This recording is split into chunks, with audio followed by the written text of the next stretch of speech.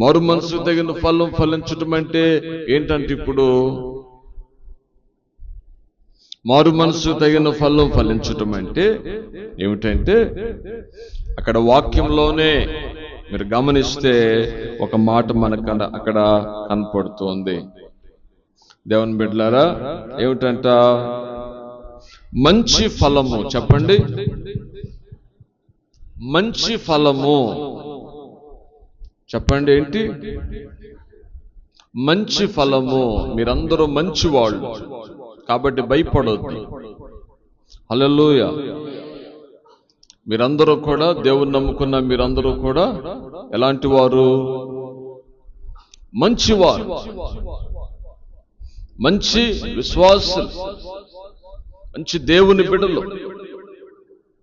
దేవుని ఆరాధించడానికి వచ్చిన మంచి